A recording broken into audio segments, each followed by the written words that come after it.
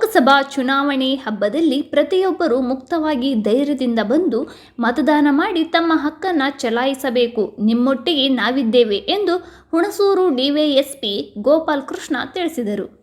ಮೈಸೂರು ಜಿಲ್ಲೆಯ ಪಿರಿಯಾಪಟ್ಟಣ ತಾಲೂಕಿನ ಬೆಟ್ಟದಪುರ ಗ್ರಾಮದ ಪ್ರಮುಖ ರಸ್ತೆಗಳಲ್ಲಿ ಇಂಡೋ ಟಿಬೇಟಿಯನ್ ಮಿಲಿಟರಿ ಪಡೆ ಹಾಗೂ ಬೆಟ್ಟದಪುರ ಪೊಲೀಸರ ಪಥ ಸಂಚಲನ ನಡೆಸಿತು. ಕರ್ನಾಟಕ ರೈತ ಸಂಘ ಹಾಗೂ ಹಸಿರು ಸೇನೆ, ಬೆಟ್ಟದಪುರ ವಾಹನ ಚಾಲಕರು ಹಾಗೂ ಮಾಲೀಕರು ಇಂಡೋ ಟಿಬೇಟಿಯನ್ ಮಿಲಿಟರಿ ಪಡೆ ಹಾಗೂ ಪೊಲೀಸರನ್ನ ಪುಷ್ಪಗುಚ್ಛ ನೀಡಿ ಸ್ವಾಗತ ಮಾಡಿ ಬರಮಾಡಿಕೊಳ್ಳಲಾಯಿತು. ಕರ್ನಾಟಕ ರೈತ ಸಂಘ ಹಸಿರು ಸೇನೆ ತಾಲೂಕು ಅಧ್ಯಕ್ಷ ರಫಿ ಉಲ್ಲಾ ಖಾನ್ ಮಿಲಿಟರಿ ಪಡೆ ಪೊಲೀಸ್ ಅಧಿಕಾರಿಗಳನ್ನು ಸನ್ಮಾನಿಸಿ ಮಾತನಾಡಿ, ದೇಶಕ್ಕೆ ಅನ್ನ ಕೊಡುವ ರೈತರು ದೇಶ ರಕ್ಷಣೆ ಮಾಡುವ ಯೋಧರು ಒಂದು ನಾಣ್ಯದ ಎರಡು ಮುಖಗಳಿದ್ದಂತೆ.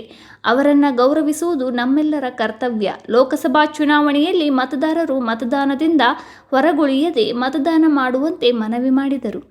ಈ ಸಂದರ್ಭದಲ್ಲಿ ಬೈಲುಕೊಪ್ಪ ಪೊಲೀಸ್ ಠಾಣೆಯ ವೃತ್ತ ನಿರೀಕ್ಷಕಿ ವೀಣಾ, ಬೆಟ್ಟದಪುರ ಪೊಲೀಸ್ ಠಾಣೆಯ ಠಾಣಾಧಿಕಾರಿ ಪ್ರಕಾಶ್ ಎಂ ಎತ್ತಿನಮನಿ, ಪಿರಿಯಾಪಟ್ಟಣ ಪೊಲೀಸ್ ಠಾಣೆಯ ಠಾಣಾಧಿಕಾರಿ ರಾಘವೇಂದ್ರ, ಮಿಲಿಟರಿ ಅಧಿಕಾರಿಗಳು, ರೈತ ಮುಖಂಡರಾದ ನಾಗಣ್ಣ, ಕುಮಾರ್, ಲಾರಿ ಶಂಕರ್, ರಾಜಮುಡಿ, ಸಂತೋಷ್ ಹಾಜರಿದ್ದರು.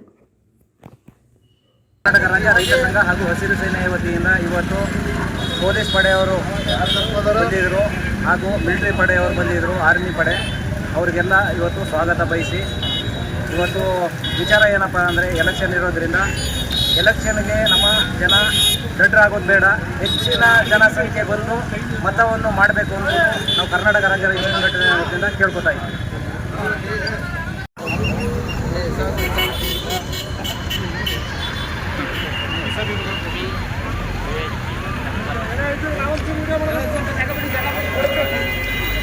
Okay sir.